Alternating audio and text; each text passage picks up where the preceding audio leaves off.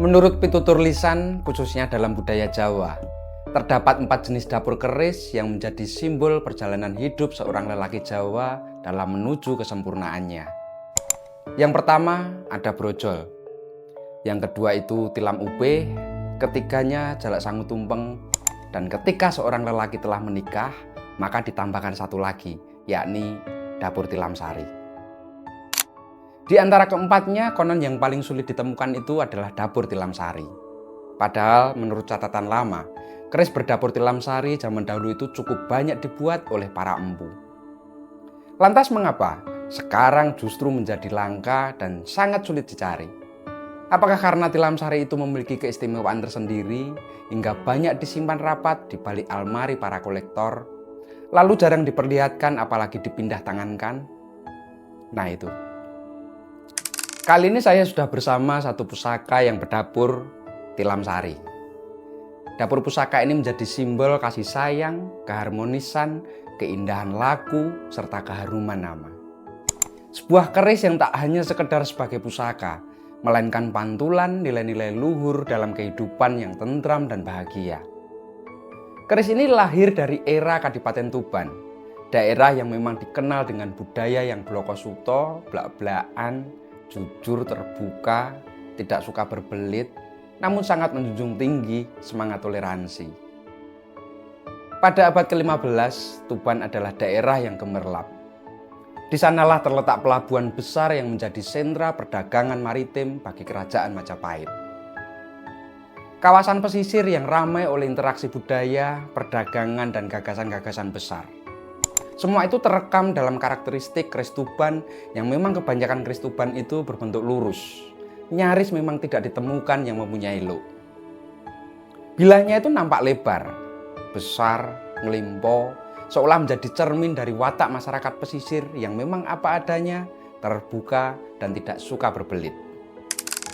Selain itu, keris tilam sari ini juga memiliki pamor yang cukup menarik untuk kita babarkan dan ulas secara bersama. Maka, panjenengan jangan kemana-mana. Dari Karanganyar Tentram, kami kabarkan.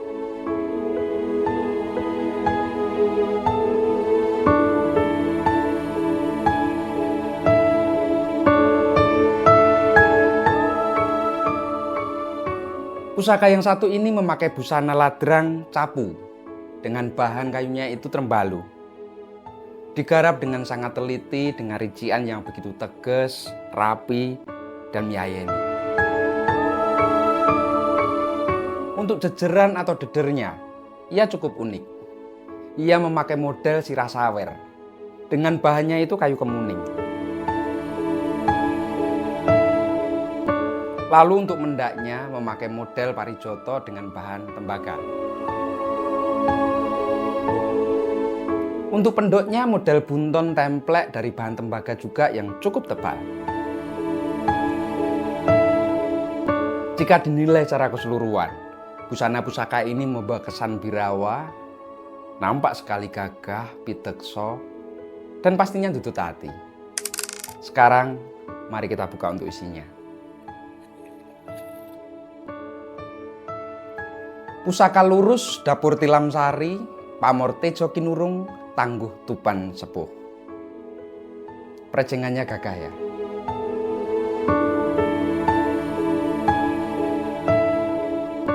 Keris dapur tilam sari itu pertama kali disebut dalam naskah kuno, yakni dapur Duwung Saha Waos, di mana tercatat bahwa Empu Handoyo Sangkala itu menciptakannya pada tahun 1186 Saka atau sekitar 1264 Masehi dalam masa pemerintahan Nata Prabu Banjaran-Sari.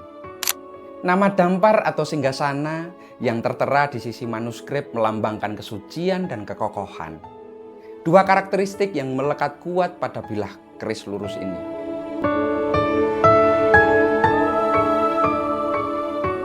Kajian arkeologis dan tradisi empu menegaskan bahwa tilam sari sudah dikenal sejak periode Mataram kuno, yakni pada abad 9 sampai dengan abad ke-10 Masehi. Ia sebagai salah satu dapur keris tertua di Jawa. Bentuknya yang lurus dan sederhana ini menandai fase awal perkembangan keris sebelum munculnya lekuan dan ragam bentuk yang lebih kompleks.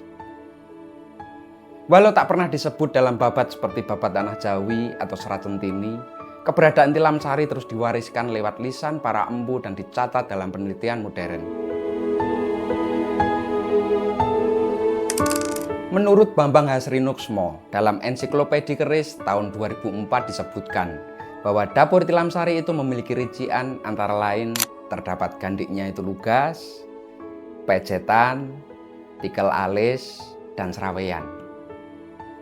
Seiring berjalannya waktu, tilam sari itu dijadikan pusaka sebagai upacara, terutama itu dalam penghuluan atau pernikahan di Jawa.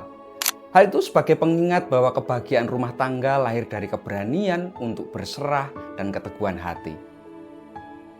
Laksana singgasana batin yang memang tak tergoyahkan. Ia itu mengajarkan, meski dinding fisik runtuh, rumah batin yang dibangun atas kerelaan dan keyakinan tak akan pernah luluh.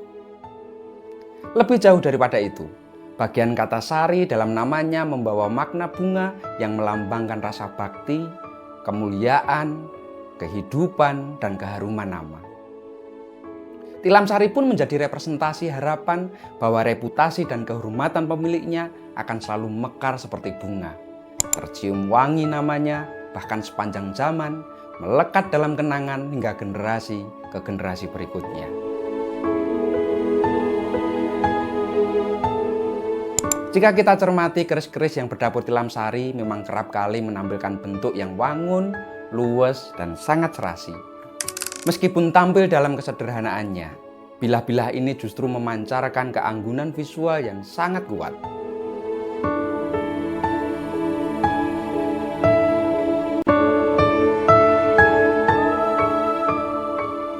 Prejengannya terlihat proporsional dan memikat, dengan pasikutan itu yang enak dipandang, mencerminkan nilai seni adiluhung yang begitu luar biasa tinggi.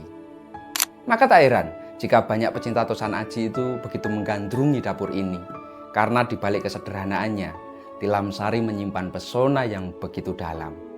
Bahkan tak jarang, bilah tilam sari juga dihiasi dengan pamor-pamor yang sangat indah, yang menambah kemuliaan dan daya tarik sebagai pusaka warisan budaya.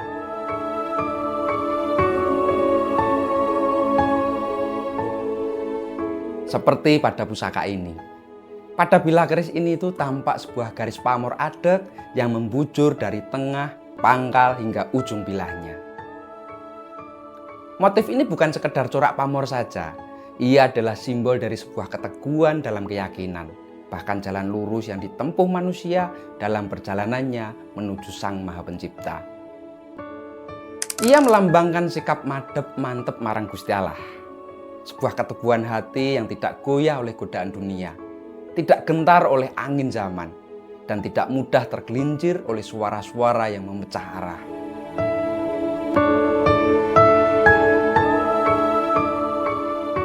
Namun menariknya, garis lurus itu tidak dibiarkan terbuka begitu saja. Ia dibingkai oleh pamor wengkon yang menyelimuti sisi-sisi bilah, seolah ingin melindungi inti keyakinan itu dari pandangan luar. Disinilah tersirat pesan yang begitu luar biasa dalam, bahwa keyakinan sejati kepada Tuhan bukanlah sesuatu yang harus diumbar. Ia bukan untuk dipertontonkan dan bukan untuk diperdebatkan, apalagi untuk dipaksakan. Bentuk keyakinan dalam tradisi kejawen itu bukanlah benda yang berada di luar tubuh kita, namun ia berada di tempat yang paling dalam, menyala sebagai tejo, cahaya batin yang menyinari laku dan perbuatan seseorang. Ia bersifat pribadi, rahasia, dan hanya diketahui oleh yang menjalaninya dan Gusti Allah semata. Oleh karenanya, garis keyakinan yang lurus itu perlu dijaga atau dikinurung, dilingkupi oleh keteduhan, oleh sikap dan kemuliaan tindakan.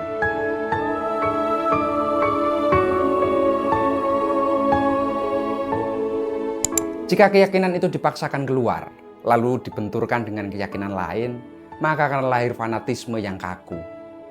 Dari situlah muncul pertikaian, permusuhan, bahkan peperangan. Dan semua itu mengatasnamakan kebenaran. Dalam kebijaksanaan Jawa, kebenaran itu bukan untuk dipaksakan, tapi untuk dihayati. Karena yang sejati tak selalu harus terlihat. Justru yang tersembunyi itulah biasanya yang paling suci. Maka pamor ini mengajarkan kita satu hal, bahwa iman yang sejati tidak keras, tapi halus dan teduh. Ia tidak menghakimi, tapi merangkul. Tidak meninggi, tapi menunduk dalam kesadaran akan keterbatasan manusia. Seperti layaknya pusaka ini, ia tetap lurus, tersembunyi dan terjaga dalam bingkai batin yang penuh dengan ketulusan. Kesan yang terbangun dari makna dapur dan pamor keris ini begitu luar biasa dalam. Begitu juga kesan emosi atau roman yang dibangkitkan oleh wujud daripada keris ini. Pasikutannya itu nampak begitu lugas, gagah, lan pitekso. Seolah ingin menjelaskan karakter dari orang-orang pada zamannya yang blokosuto, apa adanya dan tidak suka berdele-dele. Ya begitulah keris dari Kadipaten Tuban abad ke-15 Masehi ini.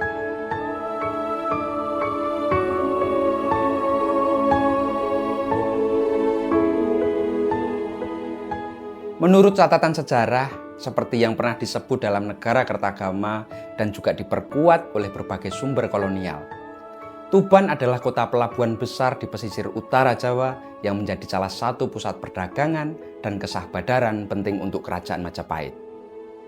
Di masa itu, pelabuhan Tuban menjadi tempat bertemunya saudagar dari berbagai negeri, seperti Tiongkok, Gujarat, Arab, hingga Kampa. Sebagai kota dagang, masyarakat Tuban itu terbentuk dalam tradisi yang terbuka, egaliter, dan toleran. Budaya pesisir itu tidak seperti budaya pedalaman yang cenderung simbolik dan tertutup. Justru berkembang dengan lebih praktis, lebih lugas, dan lebih fungsional. Sikap ini pun tercermin dalam bentuk pusaka mereka. Keris Tuban itu dibuat dengan pertimbangan yang tidak hanya estetis, tetapi juga berdaya guna, kuat, dan tegas dalam fungsinya. Kebanyakan memang kerisnya itu lurus. Agaknya memang masyarakat Tuban tidak suka pada keris leluk. Karena figur orang pesisir itu memang tidak menyukai hal-hal yang terlalu ruwet dan terlalu jelimet.